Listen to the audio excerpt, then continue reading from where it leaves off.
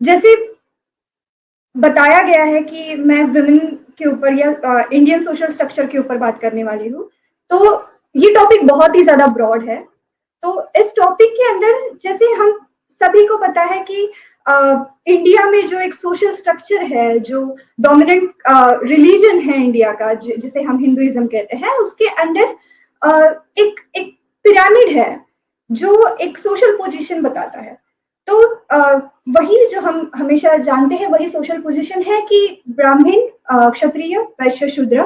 और इस पिरामिड के बाहर जो लोग हैं उसे आउटकास्ट, जैसे जिसे हम अनटचेबल्स और अनसीएबल लोग जिसे कहते हैं, जिसे पॉल्यूटेड कहा जाता है, जो कास्ट सिस्टम के अंदर नहीं आते। और उन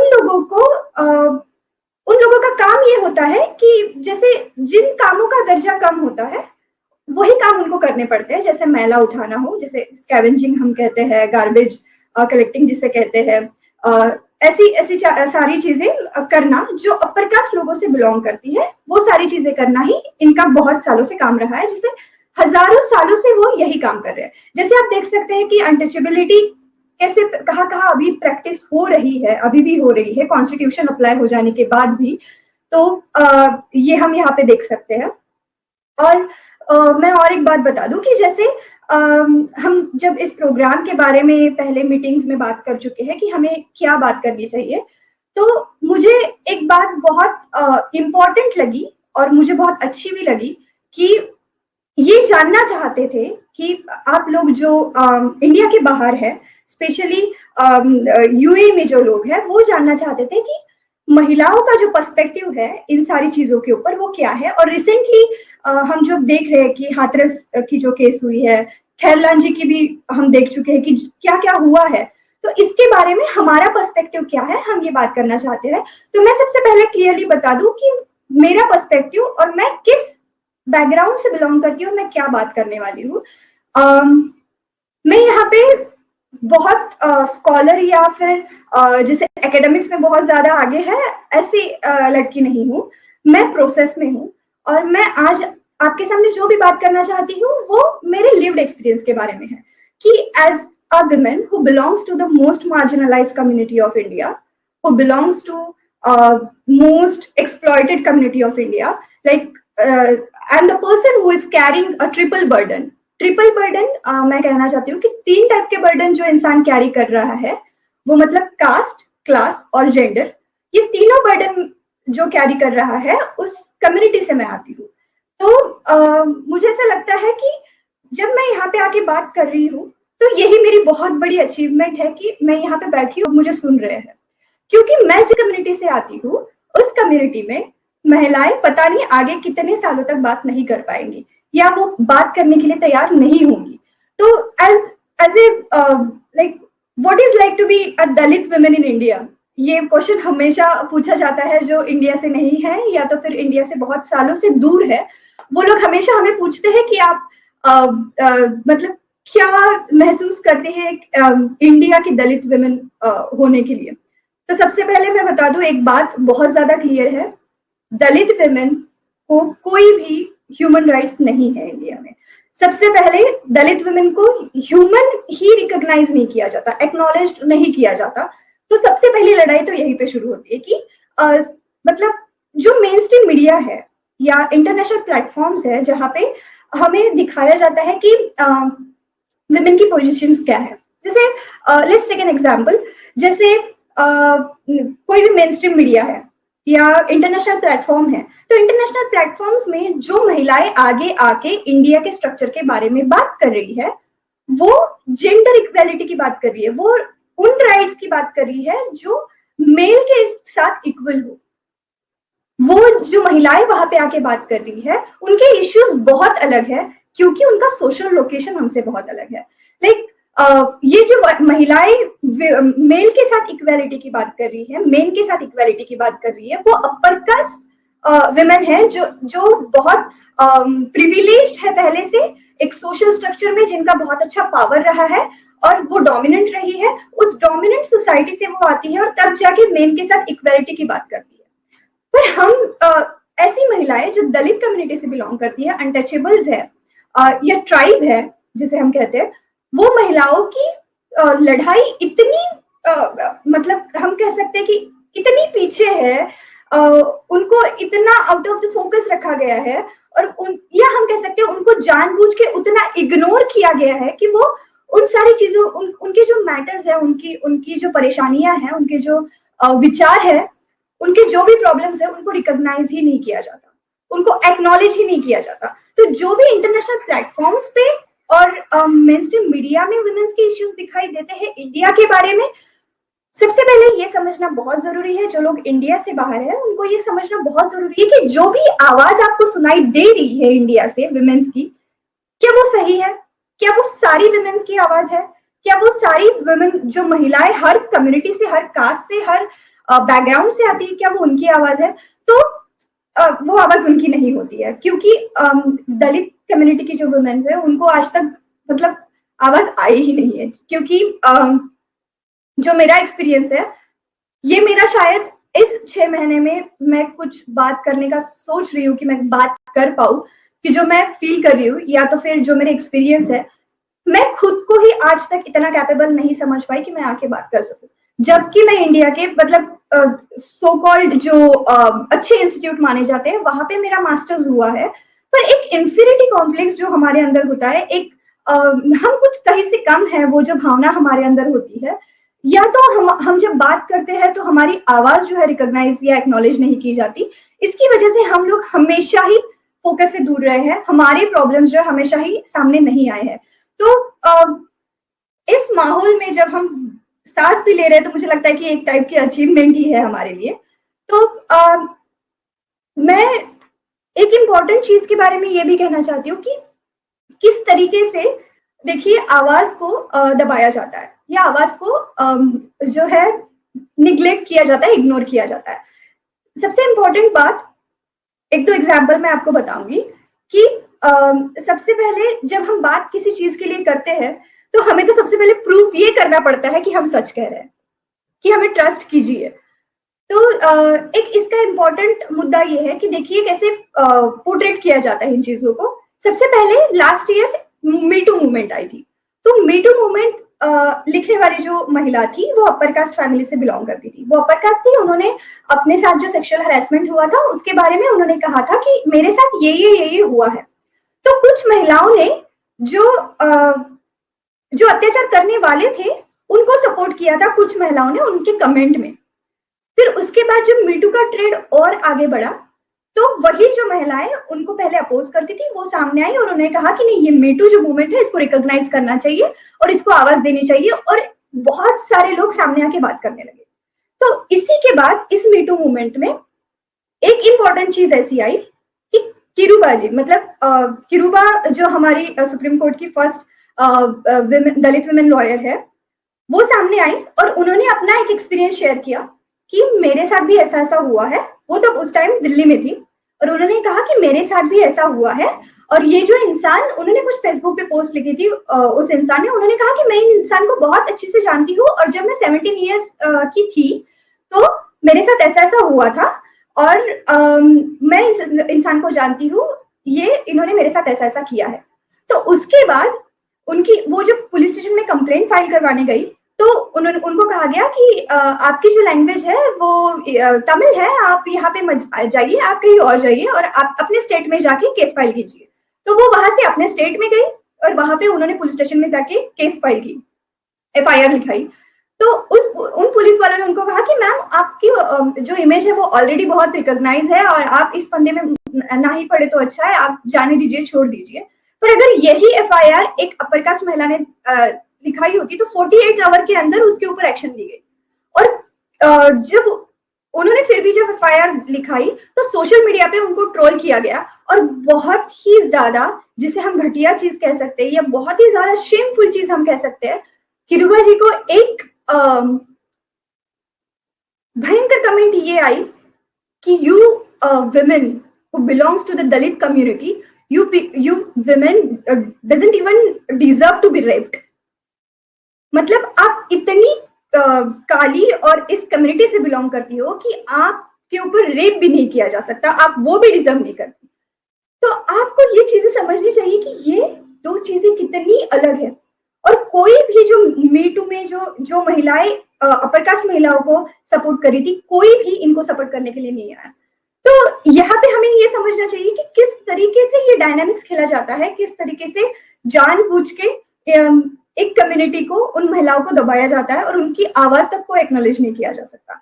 तो मैं ये कहना चाहती हूँ कि किस हादसे से या किस जरिए से आप हम लोगों से ये एक्सपेक्ट किया जाता है कि हम मीटू मूवमेंट को सपोर्ट करें, या तो फिर इन सारी चीजों को जो एक आवाज हमारी बाहर नहीं निकाली जा सकती, या तो फिर जब हम बात करते हैं तो हमें सबसे पहले ये प्रूव करना पड़ता है कि हम सच बात बोल रहे हैं। तो उन लोग, यहाँ से हमारी लड़ाई शुरू होती है। तो क्यों हम लोग इन सारी चीजों को सपोर्ट करें, ये बहुत ज्यादा इंपॉर्टेंट मुझे लगता है। और ये बात बहुत ज्यादा इंपॉर्टेंट है कि मैंने एज दलित वुमेन सबसे पहले, अगर मैंने डिस्क्रिमिनेशन झेला है तो वो कास्ट का झेला है।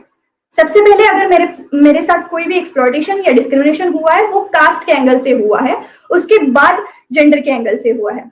तो मोस्ट इम्पॉर्टेंट, जैसे बहुत ज्यादा अभी चर्चा में ये बात है कि जो हाथरस की केस हुई है, और हाथरस के केस के बारे में जैसे सब लोग आके बात कर रहे हैं, तो हमें जो अमित शाह जी कहते हैं क्रोनोलॉजी समझिए, ये बहुत एक इम्पॉर्टेंट बात है कि अगर आप लोग सब कुछ लोग जानते होंगे तो मैं आपको बता दूं कि दलित स्कॉलर्स जो है, मतलब दलित कम्युनिटी से जो स्कॉलर्स आए हैं, जैसे किरूबा है, जैसे रिया सिंह है, सिंथिया अक्का है, और राहुल सोनपिपे है, और सूरज हेगड़े जैसे लोग हैं, इन लोगों को डिबेट के लिए न्यूज चैनल पे बुलाया गया। अब जाके यूट्यूब पे क्लिप्स देख लीजिए, उनको बहुत सारे न्यूज चैनल पे बुलाया गया और उनको बिठाया गया कि आपको जो है हम यहाँ पे बुला रहे हैं और आपको आपके हमें व्यूज जानने हैं। तो वहां पे और भी लोग पैनल में है, पर ये लोग जो जिनको बुलाया गया है, इन स्कॉलर्स को बुलाया गया है, इनको सबसे पहले क्वेश्चन ये पूछा गया कि आपको क्या लगता है कि हाथरस केस में कास्ट क्यों इंपॉर्टेंट है। अब मुझे ये नहीं समझ में आ रहा कि सबसे शेमफुल बात तो ये है कि आपको कैसे पता चलता है कि आपको किसे क्या क्वेश्चन पूछना है। आपने कैसे डिसाइड कर लिया कि हमें इन ही स्कॉलर्स को ये क्वेश्चन पूछना है। आपने अपर कास्ट लोगों को जाके ये क्वेश्चन क्यों नहीं पूछा कि इसमें कास्ट का एंगल क्यों नहीं है। ये बहुत क्लियर है, ये हमें दिखाई दे रहा है कि ये कास्ट का एंगल है। जैसे सबसे पहले तो उसकी केस रिकॉग्नाइज नहीं हुई, उसकी एफआईआर दाखिल नहीं हुई, उसके बाद एक हफ्ते बाद जब वो हॉस्पिटल में थी, उसके मर जाने के बाद तो ये कहा गया कि वो रेप हुआ ही नहीं था उसके साथ, और उसकी बॉडी चलाई गई। उसके बाद उसकी बॉडी तक दी नहीं गई है, और सीसीटीवी फुटेज निकाले गए हैं, और उसके बाद उस गांव की जो है कास्ट पंचायत, मतलब जात पंचायत भरी जाती है, और ये सारी चीजें एक साथ हो रही है। फिर भी कहा जा रहा है कि यहाँ पे कास्ट का एंगल नहीं है, और है तो आप प्लीज प्रूव कीजिए कि कास्ट का एंगल कैसे है। इन लोगों को कैसे समझ में आता है कि किन स्कॉलर्स को हमें क्या क्वेश्चन पूछने हैं। मतलब ये लोग हमारे मेरे प्रोफेसर हैं जो 30 से ही थे, उनको कॉल करके कहा गया कि he is very well known person, he is I mean amazing writer, he is very realistic, and he is always been talking about marginalised community, and he is very clever about it. And उस इंसान को phone करके उन्होंने कहा कि आपको जो है एक रिसर्च पेपर या आपको कुछ लिखना है ये बताने के लिए कि इसमें कास्ट क्यों इंपॉर्टेंट है। ये कितनी अब दर्दनाक और कितनी गुस्सा आने वाली बात है कि हमें इन चीज पे बताना पड़ रहा है कि भाई ये जो हुआ है इसमें कास्ट है, जबकि ये विजिबल है, ये सारी चीजें हमारे सामने विजिबल है, फिर भी हमको हमको ये बताना पड़ रहा है कि इसमें कास्ट है, कास्ट है, कास्ट है। हमको ये बताना पड़ रहा है कि हमें प्लीज हमें सुनिए, हम जो बात कर रहे हैं वो सच है। ये क्यों नहीं समझ पा रहे ये लोग। और सबसे और एक इम्पॉर्टेंट चीज, ये स्कॉलर्स की बात होगी। अब लेते हैं हम दलित लीडर्स की बात, चाहे वो प्रकाश आंबेडकर जी हो, चाहे वो जिग्नेश मेवानी हो, चाहे वो आजाद हो, या आठवले जी हो। इन लोगों को एक न्यूज चैनल ने, जब ये लोग पैनल में थे तो उनको पूछा गया कि जब ये इंसिडेंट हो रहा था तो आप लोग क्या कर रहे हैं। क्या आपने यही सेम क्वेश्चन नरेंद्र मोदी जी को पूछा? क्या आपने यही सेम क्वेश्चन योगी जी को पूछा? क्यों इन लोगों को ही ये क्वेश्चन पूछा गया कि ये जब हो रहा था तो आप लोग कहाँ थे? ये कितनी ज्यादा सोचने वाली बात है कि इसको समझ, ये क्रोनोलॉजी समझने वाली बात है कि इनका स्ट्रक्चर जो एक स्टेट में है, लेजिस्लेशन में है, मीडिया में है, ये स्ट्रक्चर कितनी बढ़िया तरीके से काम करता है कि हमें आज भी डेटा करके ही यूज किया जाता है। हम आज भी उनके लिए सिर्फ एक डेटा है। हम ये जो बच्चे हैं जिनको मैंने अपने साथ पढ़ते हुए देखा है, ये जो स्कॉलर्स को मैंने देखा है, उन्होंने, उनकी पर्सनल लाइफ जीरो है। उनका स्ट्रगल ब्रीथ लेने से स्टार्ट होता है।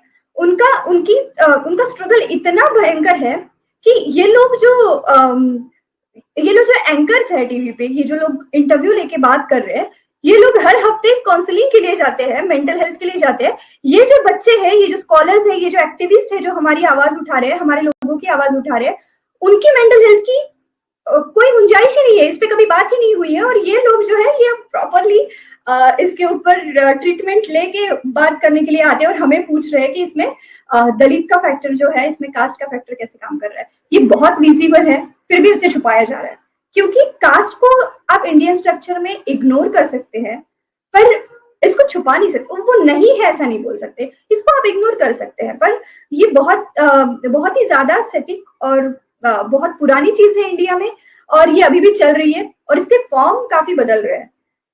जैसे आप देख सकते हैं कि महाराष्ट्र में इसका पोजीशन बहुत कम है फिलहाल। जैसे अगर हम इसको कंपेयर करें बाकी राज्यों से, तो महाराष्ट्र में इसका इन्फ्लुएंस क्यों कम है, कास्ट एट्रोसिटीज क्यों कम है, इसके 2 से 3 रीजन है। सबसे पहले महात्मा फुले, शाहू महाराज, सावित्रीबाई फुले, डॉक्टर BR अम्बेडकर, इन जैसे लोग महाराष्ट्र में हो चुके हैं, जिन्होंने कास्ट के ऊपर, सोशल स्ट्रक्चर के ऊपर बहुत पहले से बहुत ज्यादा काम किया है। तो इसकी वजह से अवेयरनेस जो है वो महाराष्ट्र में बहुत ज्यादा है।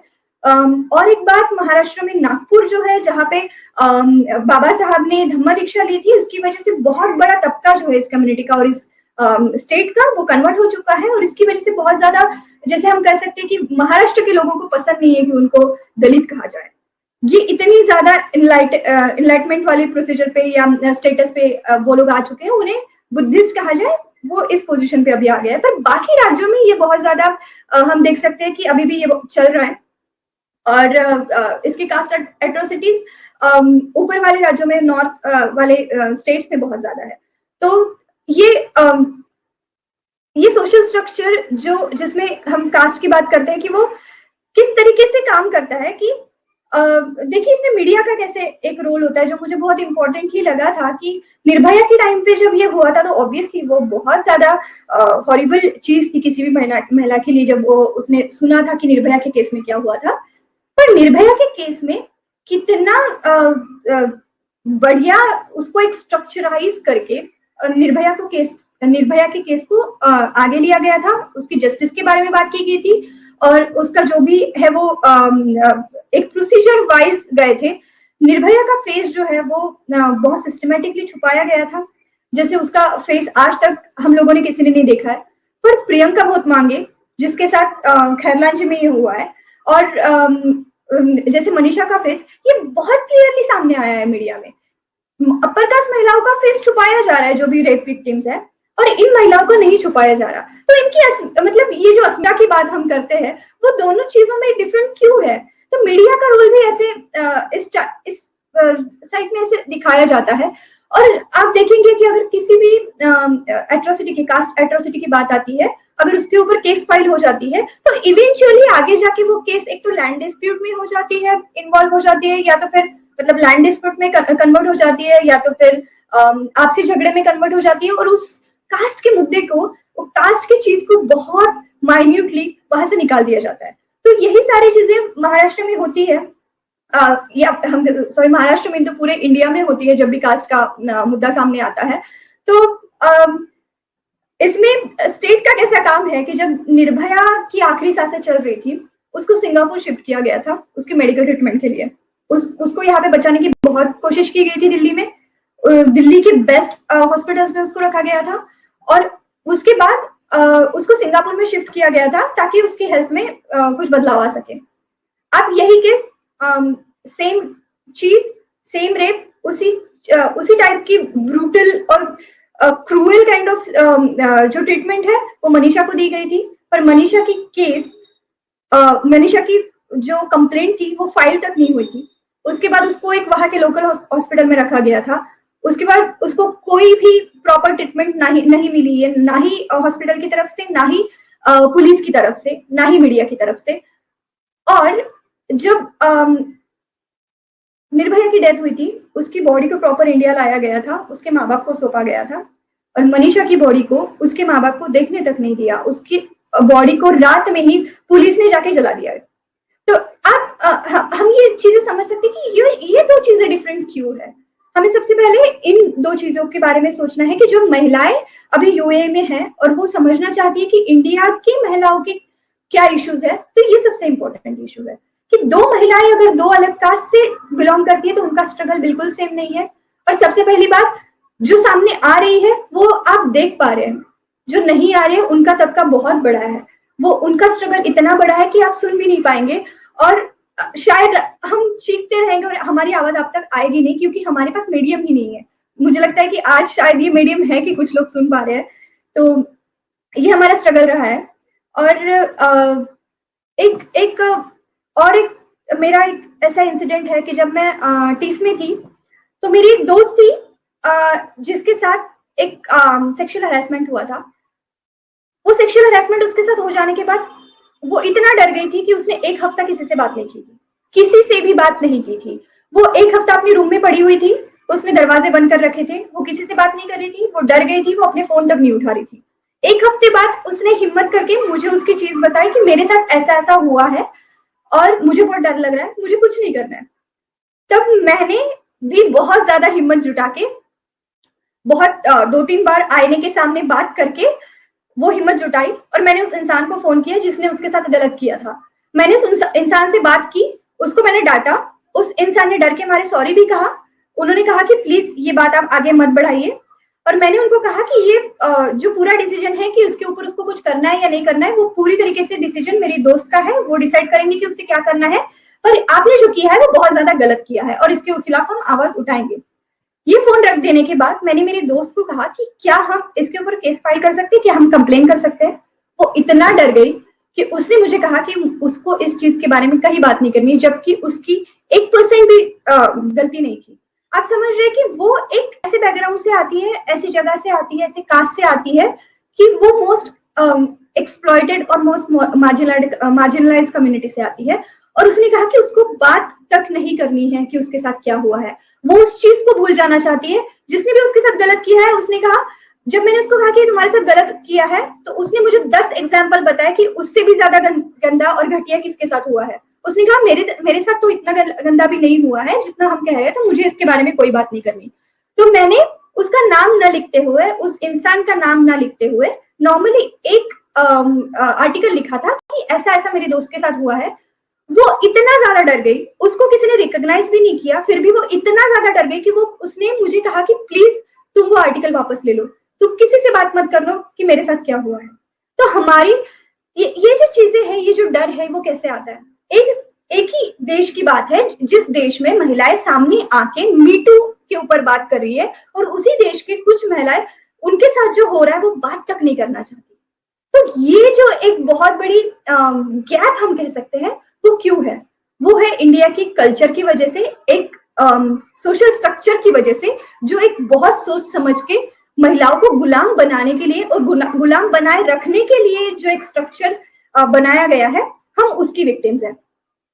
और बाबा साहब जैसे कहते हैं कि महिलाएं गुलामों की भी गुलाम है, तो ये तो बात मुझे लगता है बाबा साहब ने कितने सालों पहले लिखी थी, वो आज भी वैसे ही है। और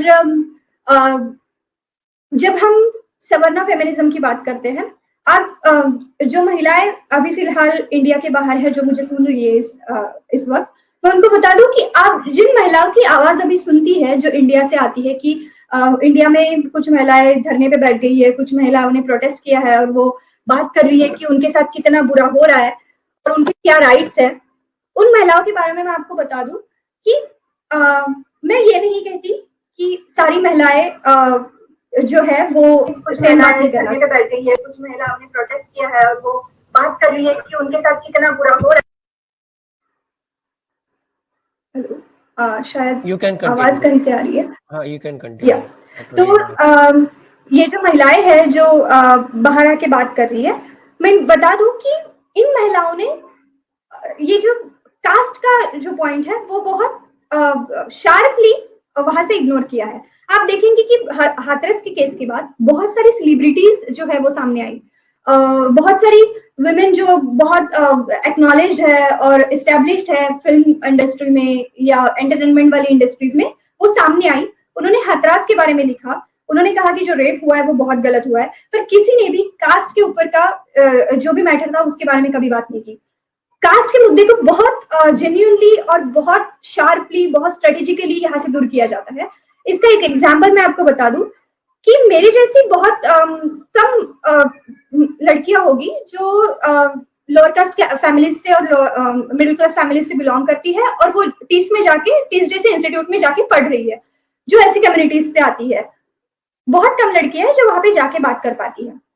तो मेरा एक किस्सा ऐसा हुआ है जो मुझे लगता है कि मैं हमेशा इस बारे में बहुत लोगों को बता चुकी हूँ, और मैं हमें अभी भी बता रही हूँ क्योंकि मुझे लगता है कि वो किस्सा बताना बहुत ज्यादा इंपॉर्टेंट है, ताकि आप समझ पाए कि अपर कास्ट महिलाओं का अप्रोच कैसे होता है, या आप समझ पाएंगे कि ये जो गैप है वो कैसे काम करती है। तो टीस में मेरी एक रूममेट थी जो नॉर्थ इंडिया से बिलोंग करती थी, और हम लोग 4 लोग एक रूम में रहते थे, और वो अपर कास्ट फैमिली से बिलोंग करती थी। वो संवेदनशील थी, वो समझ पाती थी कि इश्यूज क्या है, वो उनके बारे में बात भी करना चाहती थी, वो बहुत सारी चीजें समझना भी चाहती थी। पर वो अपर कास्ट फैमिली से बिलोंग करती थी, और वो ऑलरेडी उनका जो ग्रेजुएशन है वो दिल्ली के बहुत अच्छे कॉलेज से हो चुका था। तो वो जब टीस में आई थी, वो मेरी रूममेट थी, और मैंने अपने रूम में एक पेंटिंग बना के रखी थी जो बाबा साहब की एक एजुकेटेड ऑर्गेनाइज, वो मैंने एक पेंटिंग बना के रखी थी। तो वो आई और उन्होंने कहा कि अरे वाह, आपने इतनी अच्छी पेंटिंग बनाई है। ये जो है ना, ये जो नारा है हम लोग हमेशा देते थे, जब भी हम प्रोटेस्ट में जाते थे तो हम ये नारा हमेशा देते थे। तो मुझे लगा अच्छा, हाँ ये तो बहुत फेमस है ना, हम तो हमेशा यही तो मेन चीज है, यही तो मेन नारा है हमारे मूवमेंट का। तो उन्होंने कहा हाँ ये तो है ही, पर उन्होंने कहा कि ये किसने लिखा है। तो मैंने कहा कि आप पूरी ग्रेजुएशन के टाइम पे हर प्रोटेस्ट में ये नारा देती है, पर आपको पता नहीं है कि ये नारा किसने लिखा है। तो मैंने कहा कि ये नारा डॉक्टर B.R. अम्बेडकर जी ने लिखा है, और ये नारा जो है वो हमेशा इंडिया में ही नहीं तो इंटरनेशनल लेवल पे भी इन सारी चीजों को रिकॉग्नाइज किया गया है, और ये नारा बहुत ज्यादा फेमस है। तो उन्होंने कहा अच्छा, ये तो मुझे पता ही नहीं था कि ये डॉक्टर B.R. अम्बेडकर ने लिखा है। तो मुझे तब लगा कि इनकी शुरुआत यहाँ से है, इनके प्रॉब्लम्स हमारे प्रॉब्लम से कितने अलग है। हमारी जो जिंदगी है वो उनके आसपास भी नहीं भटकती है, और उनकी इमेजिनेशन लेवल जितनी नीचे जा सकती है वो हम तक पहुंच ही नहीं सकती। उनको यही पता नहीं है कि जो जान है, या जिसे हम कह सकते हैं कि न्यू जो है एक मूवमेंट की, हमारे राइट्स की, दलित मूवमेंट की, वो क्या है। और वही इंसान को मैंने, उसी लड़की को मैंने टीस की सारी जो भी प्रोटेस्ट थी उनमें मैंने उसको आगे देखा है। और जब भी मैंने उनको नारे लगाते हुए देखा था, तो देखती थी तो मैं समझती कि क्या ये समझ पा रही है कि ये क्या नारा दे रही है, कि यह समझ रही है कि इस चीज की गंभीरता कितनी है, इसकी गहराई कितनी है, क्या ये समझ पा रही है। तो ये मुद्दा बहुत इंपॉर्टेंट है कि आप जिनको सुन रहे हैं वो सच में सही बात कर रही है कि नहीं कर रही है, क्या उनको मेन मुद्दा पता है कि नहीं पता है। तो इसके ऊपर बात यही है कि ये जो महिलाएं हैं जो बहुत अच्छे से बात कर पा रही है, वो बस बात कर पा रही है। जो लोग इसका लिव्ड एक्सपीरियंस ले चुके हैं वो लोग, उनके पास अभी तक माइक ही नहीं गया है। तो मेन बात हम यही कहना चाहते हैं कि हमें जो विक्टिमाइज किया जाता है, कि रोज बताया जाता है कि दलित महिलाओं के ऊपर इतना अत्याचार हुआ है, जैसे we don't want to know about that how many Dalit women are being raped on daily basis, and or how many Dalit women are being raped every day. हमें नहीं पता करना है, हमें वो पता है। हमें पता करना है कि वो जो रेप कर रहे हैं वो पुरुष कौन है, वो जो मेन है वो कौन है। वो जो मेन है उनकी हिस्ट्री हमें बताइए, वो किस कम्युनिटी से बिलोंग करते हैं, वो किस प्रदेश से बिलोंग करते हैं, वो किस कास्ट से बिलोंग करते हैं, वो किस रिलीजन से बिलोंग करते हैं। ये जानना बहुत जरूरी है, ना कि ये जानना कि वो विक्टिम कौन है।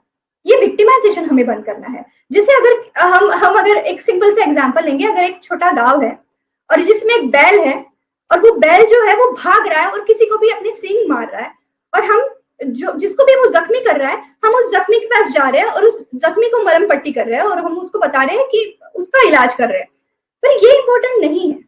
हमें देखना है कि वो बैल, उसको हम कैसे संभालें, उस बैल को हम कैसे रोके ताकि वो किसी और को हर्ट ना कर पाए। हम वैसे ही ये जो स्ट्रक्चर है जो उनको अलाउ कर रहा है, वो जो स्ट्रक्चर है, एक जो पावर उनको दे रहा है कि वो जो कुछ भी करेंगे उनको कुछ नहीं होगा। इस गांव में, हाथरस के गांव में जो हुआ है, उस विक्टिम के, मनीषा के भाई को खेत से भाग के आके मीडिया को बताना पड़ा कि हमको आइसोलेट किया जा रहा है, हमको एक्सप्लॉइट किया जा रहा है, हमारे साथ अब्यूज हो रहा है और हमें बात नहीं करने दे रहे। तो ये जो एक पावर स्ट्रक्चर है वो कैसे मेंटेन हो रहा है, ये हमें देखना है। ये जो फोकस जो है वो हमें शिफ्ट करना है, हमें ये जो विक्टिमाइजेशन है इसे हमें स्टॉप करना है। तो मुझे लगता है लीना मैम को मुझे बुलाना चाहिए यहाँ पे। गुड इवनिंग सभी को, नमो बुद्धाय, जय भीम। वनश्री, आपका टॉपिक बहुत ही अच्छा है और आपने बहुत ही महत्वपूर्ण जानकारी दी है हमको इस विषय पे, and it's really a in depth knowledge, and I would like to say you nailed it. Actually यही होता है, जो आपका पेन है ये पेन हम भी फील करते हैं, रोज फील करते हैं, क्योंकि हम यहाँ बैठ के भी इंडिया की जब न्यूज देखते हैं तो वो कहीं ना कहीं जो है वो बहुत परेशान करती है। मतलब हमको ये नहीं समझ में आता कि क्या करना चाहिए और हम सब मिलके क्या कर सकते हैं। ये जो भी हो रहा है हमारी महिलाओं के साथ में या हमारे समाज के साथ, हमारे बच्चों के साथ जो हो रहा है, तो हमको ऐसा लगता है कि हमको सारे लोगों को सोच के कुछ ना कुछ तो करना पड़ेगा कि हम इस चीज से कैसे बाहर निकले। और मुझे तो बहुत बार ऐसा लगता है कि मतलब काश आज बाबा साहेब होते।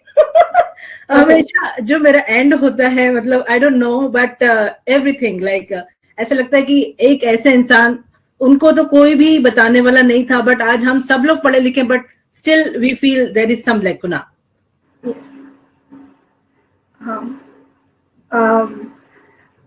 मुझे भी यही लगता है कि जैसे सबसे पहले अगर कोई ऐसे केस के बारे में हम सुनते हैं या कोई न्यूज आती है तो सबसे पहला चीज यही हमारा रिएक्शन होता है कि काश अगर बाबा साहेब यहाँ होते या आज भी होते, या तो फिर धम्म दीक्षा लेने के बाद कुछ और साल वो जी पाते, तो शायद हम इन सारी चीजों का एक हल निकाल पाते कि इसको स्ट्रेटेजिकली कैसे सॉल्व करना है। तो अगर कुछ there are some question in the chat box, you can take that questions. Okay. Yes, एक क्वेश्चन है, how India situation is right now, WRT, I really don't know what is the meaning of this, to international query. This is from Amol Devgade. I didn't understand the question. Why? What is this question? How India situation is W.RWT to international. RWT. I don't know, like even the meaning of this. ये आप question how situation आप देख पा रहे हैं क्या? ये अमोल देवगढ़े जी ने पूछा हुआ ये क्वेश्चन। वुमेन राइट्स कहना चाहते हैं शायद ये। I think so, women rights. How India situation and no, I don't know, I don't understand it, but let me tell you, if you are asking me about the women condition situation in India, that's the only word I can recognize. So I'm telling you, there are lots of layers of women. There are lots of we can say that there are rows and there are columns of women. So everyone's situation is different.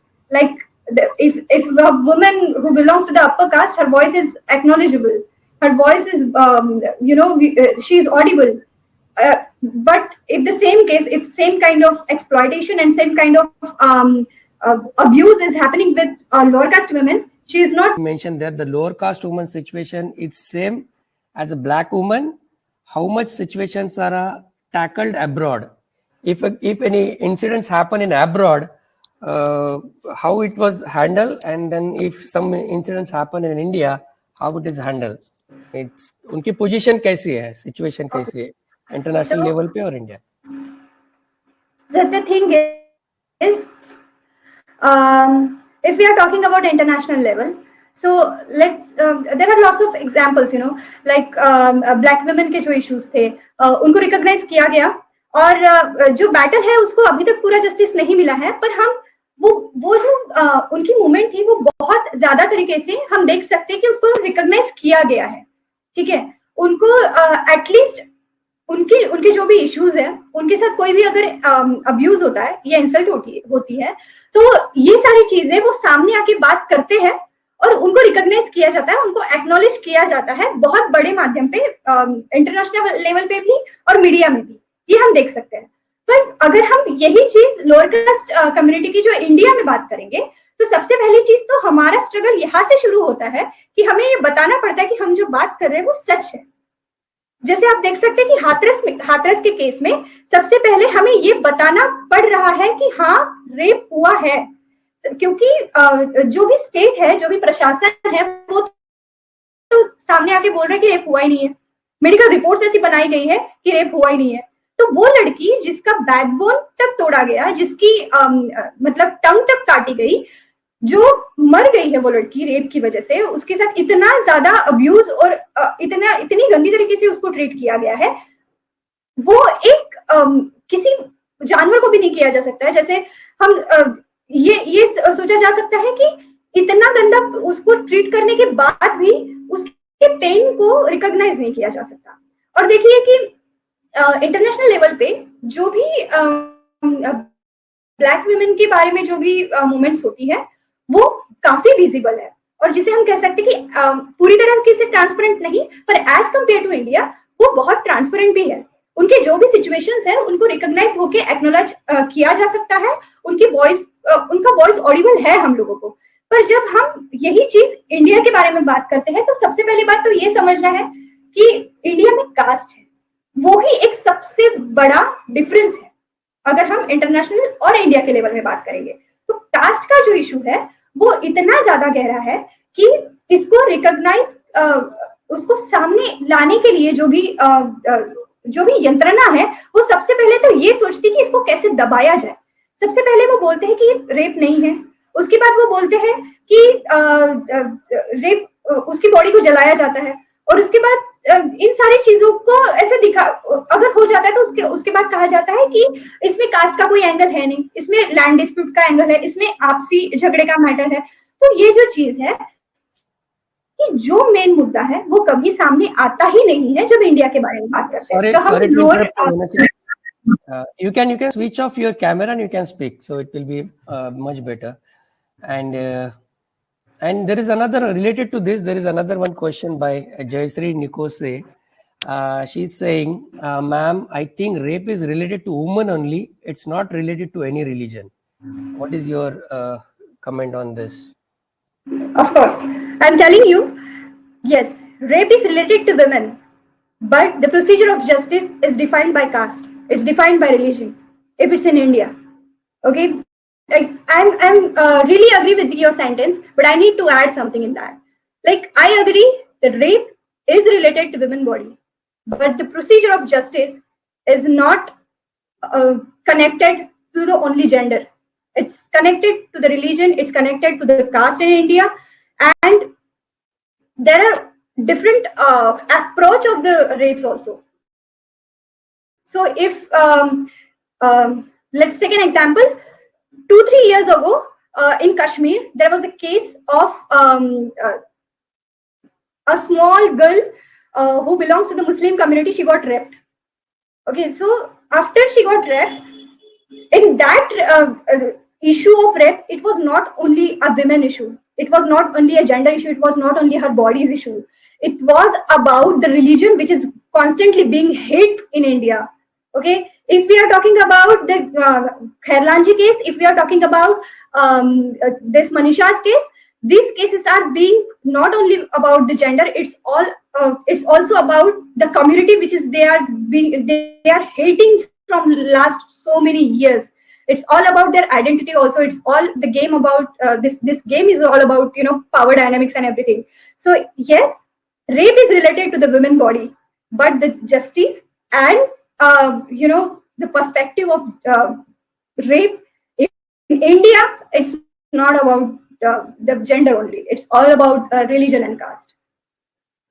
Manashri, you were mentioning about the three burdens. Like, for example, Yes. you're saying about the class, caste, and the gender. So again, that Gender. if a Bahujan girl or woman from urban community and the same Bahujan woman from a rural community, is there any difference? Yeah. They are the same. The difference is in front of you. Like, I'm talking to you because I belongs to the urban setup. Okay, I belongs to you know, the place which is not you know, rural kind of state. I belong to the town and I have voice. I got a proper education, I can say that. I got opportunities, and that's why I have kind of you know, confidence to talk in front of you.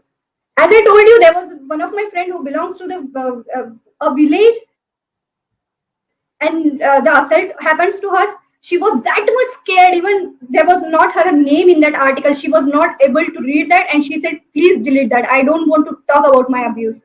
This is the difference. Even something is happening about me, I will come and talk in front of you. I don't know you people are gonna recognize it or not. You know, I don't know how many people are going to acknowledge it or not, but I am speaking. This is the difference. And these people, the girls who belongs to the villages and the lower caste community, these people are not able to talk. These people are not able to come in front of you and talk. So the next question is, among many SC going abroad countries like US, UK and Gulf still carries their identity as Dalits. However, in these countries, the oppressor caste is not in a ruling position. In such circumstances, how do you think on identity of Dalit being an NRI in a country free of caste order structure? Another added question to this is, we have to talk about annihilation of the caste as an objective of caste struggle. Baba Saheb chose conversion as the final tool, but Dalit and Shudra caste are still not considering about this, whereas we keep on struggling for lives and matter as an oppressed caste. Your opinion please on this matter. Okay, so hello. I really want to. I don't know. I'm gonna justify you and your question or not. But there are two important things to talk about. Okay, by taking education, by my hard work, I can change my class. Okay, if I'm working for day and night, and if I'm studying, if I'm hardworking, I may come to the abroad and I can take my education and I may change my class, but I can't change my caste. That's the main thing, you know, and that's the main thing of our exploitation. It doesn't matter where we are going. It doesn't matter we are in India or in abroad. Caste will be there, you know, and we can see that, you know, Baba Saheb उन्होंने खुद ही कहा है कि ये जो cast वाली चीज है वो एक बीमारी की तरह है, वो जहां भी जाएगी लोगों को बीमार कर देगी. So it's all about the mentality. It's in our DNA. So the thing is, मैं कुछ भी करके एजुकेशन लेके अपना क्लास चेंज कर सकती हूँ, मैं अपनी कास्ट चेंज नहीं कर सकती. That's the thing. And if you are talking about कि बाबा साहब ने खुद कहा था कि एनिहिलेशन ऑफ कास्ट करना है, एंड वहां पे इंडिया से बाहर जाके लोग खुद को दलित करके रिकॉग्नाइज करते हैं या अपनी आइडेंटिटी बताते हैं. तो मैं ये बात बताना चाहती हूँ कि हम सब जानते हैं कि हमें एनिहिलेशन ऑफ कास्ट चाहिए, हमें कास्ट नहीं चाहिए, पर हमारी प्रोग्रेस कितनी है, हमें जस्टिस मिल रहा है कि नहीं मिल रहा है, या हमारे साथ क्या हो रहा है और किस बेसिस पे हो रहा है, ये जानने के लिए, ये डेटा कलेक्ट करने के लिए हमें अपनी कास्ट आइडेंटिटी सामने लाना बहुत जरूरी है. जैसे अगर एक सिंपल सी बात हम लेते हैं कि रिजर्वेशन का जो मुद्दा है कि रिजर्वेशन जो है इन लोगों को नहीं मिलना चाहिए, अभी खत्म हो जाना चाहिए, ये सारी चीजें. ओके, हम इसे खत्म कर देते हैं. सबसे पहले हम कास्ट बेसिस सेंसस निकालते हैं. कास्ट के ऊपर हम सेंसस निकाल लेते हैं कि किस कास्ट का कितना प्रोग्रेस है, और उसके ऊपर फिर हम एक्शन लेंगे कि हमें किसे खत्म करना है, किसे नहीं करना है. तो जब हम बाहर जाके अपनी आइडेंटिटी बता रहे हैं, तो हम ये नहीं बता रहे हैं, हम कास्ट सिस्टम को एक्सेप्ट नहीं कर रहे हैं, हम ये बता रहे हैं कि ये जो हम जहां से आ रहे हैं उसके पीछे का स्ट्रगल क्या है, उसके पीछे की प्रोग्रेस क्या है। जैसे बाबा साहब कहते हैं कि किसी भी समाज की प्रोग्रेस के बारे में अगर आपको जानना है तो देख लीजिए कि उस समाज की महिला आज कहाँ पे है। तो ये सबसे इंपॉर्टेंट चीज है। तो अगर आपको जानना है कि किसी भी महिला का प्रोग्रेस क्या है तो आपको उसकी कास्ट जाननी पड़ेगी। तो ये नहीं है कि हम कास्ट सिस्टम को एक्सेप्ट कर रहे हैं, हम खुद को दलित बता रहे हैं, पर हमें ये जो हमारी जो प्रोग्रेस है या जो ये जो एक्सप्लॉयटेशन का डेटा है, ये जो अब्यूज है, ये जो रेप कल्चर है, इसको रिकॉग्नाइज करने के लिए, इसका पैटर्न रिकॉग्नाइज करने के लिए, इसकी जड़ों तक जाने के लिए, इसके स्ट्रक्चर को समझने के लिए खुद की आइडेंटिटी को आगे लाना जरूरी है। इसलिए ये दलित के बारे में या अपनी कास्ट के बारे में आगे आके बात करना बहुत ज्यादा।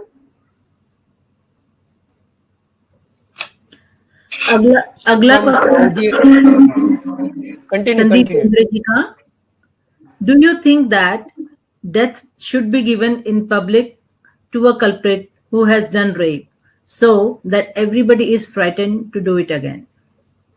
No, not at all. I don't support death penalty because it's not going to change the structure. Our fight, our struggle is for this change of structure. It's not about the revenge. We don't want to take revenge.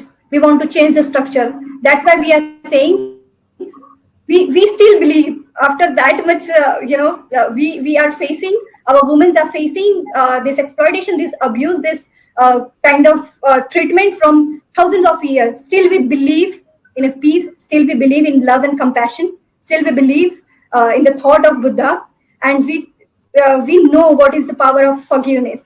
And that's why I do not support the death penalty, and we don't support this revenge. No, we don't want that. We want a structural change. Ms. Manchuri, one side, you said structural change. So what are the changes actually should be happen to stop all these things, or at least lessen? Okay. So there are two things which are short-term goals and which should be a long-term goals. So if we are talking about the long-term goals, it's a Buddhism. Okay, if we're gonna talk about if I'm talking about the Indian structure, we know that there is a huge history of Buddhism and conversion, and after that what happens in India. So I'm not talking about the religion. Okay, it's as Baba Sahib said, the Buddhism should be Buddhism can be a religion for someone. It can be a way of life for someone.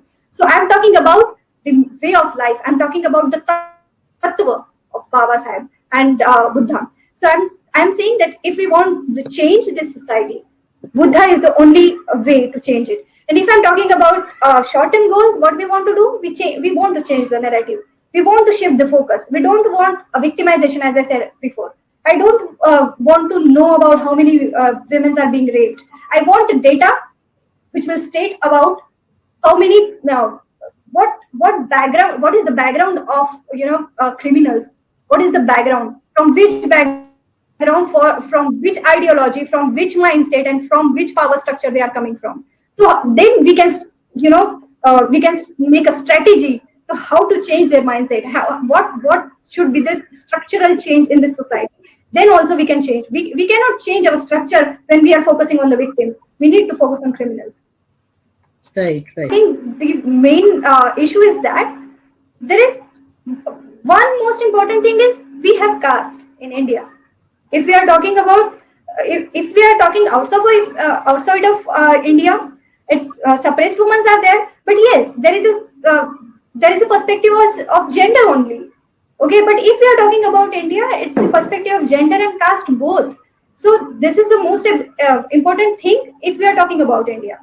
So and I want to add something. If we are at the end of this, see, we expect that our voice should be acknowledged. If we are talking, we want you to people trust us. If we are talking, you have to trust us that yes, we are talking truth. We are talking about something very important, which is very real and very terrible. If we are talking about our abuse, okay. So if in the feminist movement of India, which is normally leading by Savarna feminists right now, we want to tell them, just pass the mic. This is our mic. Because you are talking about us. This is our time to talk now. We want to talk right now because this is our struggle and we want to talk. That's better that you should give us a mic. Otherwise, anyways, we're going to grab it. Question is from Amol Devgade. The question is, what's your opinion about the Dr. Payal Tadvi who committed suicide from Bombay Nair Hospital? And 1 minute. Who committed suicide due to bullying, and now court has given to go ahead for the higher studies to the culprit. Yeah. So again, I'm telling you, as I'm talking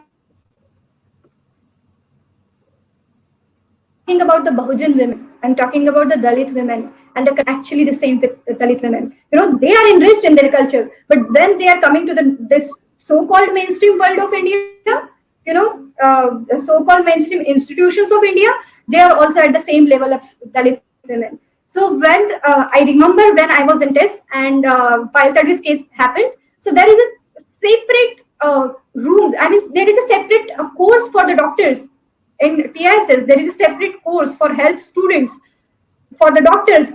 But no one came in front. No one came forward to talk about Payal Tadvi's case. No one. I mean, they wanted to talk. What happened? No. अगर यहाँ पे अगर ऐसा हो रहा है कि पायल तडवी की केस आ रही है, पायल तडवी डॉक्टर थी, तो सारे डॉक्टर्स ने आगे आके बात करनी चाहिए थी. But nobody came. Who came in front of? Who came? Who came forward to talk about it? They were the Ambedkarite people. They were the people who belongs to the tribal community. And यहाँ पे देखिए cast कैसे आ जाती है कि पायल तडवी के matter में जहाँ पे वो डॉक्टर्स थी, तो डॉक्टर्स को आ जाना चाहिए था साथ में बात करने के लिए या उसके लिए प्रोटेस्ट करने के लिए आ जाना चाहिए था, पर सामने आए ट्राइबल ग्रुप और अम्बेडकराइट ग्रुप. कि इस तरीके से एजुकेशनल इंस्टीट्यूट में भी डिस्क्रिमिनेशन इस टाइप से होता है. So that's the thing, and this is not new in India. I'm telling you, if this is happening with Payal Tadvi, still after 5 years, if we are not going to take action, if we are not forcing to change the narrative, this thing will be the same. Nothing going to change if we are not focusing on the structure rather than on victim. We need to change it because there is a power in the structure. They are holding the power. We need to change that. Vanishri, the same the question related to this, where the system fails. Yeah. System Again I'm telling you. Yeah. So I need to give the answer for this again, like, or you got the answer, like where we what fell. It was covered. Okay, just last two questions because we are running out of time. Okay. Another question is, do you think adopting Buddhism can change the atrocities among Dalits women? If yes, what are your responsibilities as a empowered women?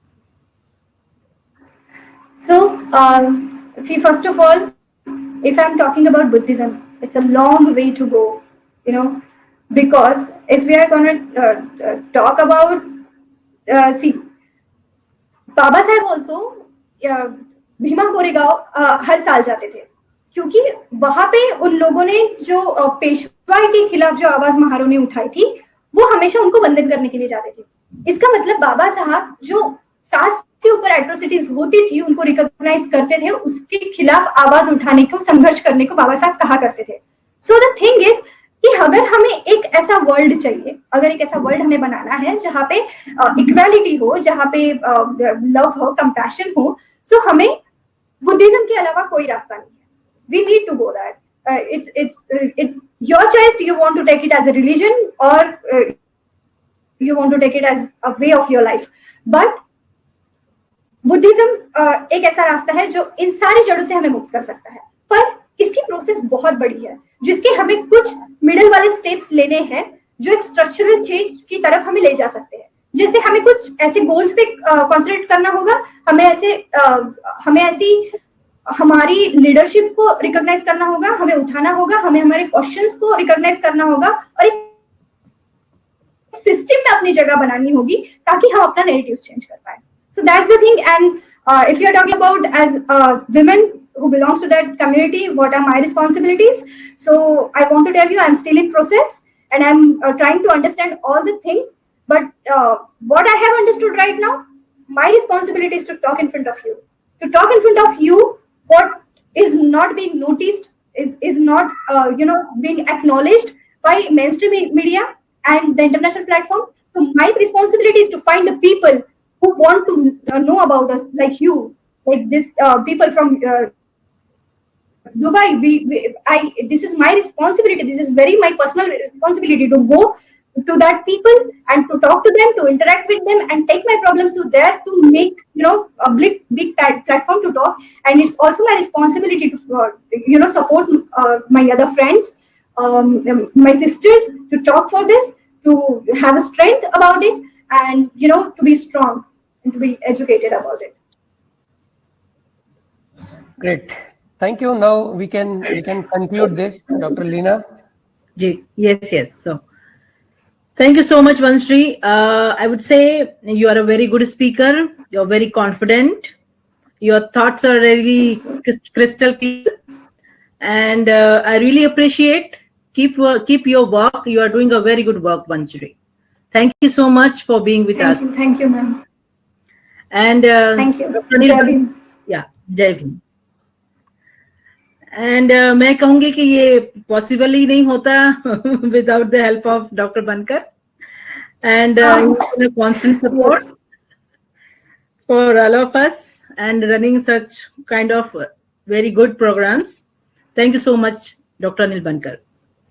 Thank you so much everyone who are joining. Thank you sir. And last not the least, audience. I can see many people from Saudi Arabia, Qatar. हमारे साथ हैं.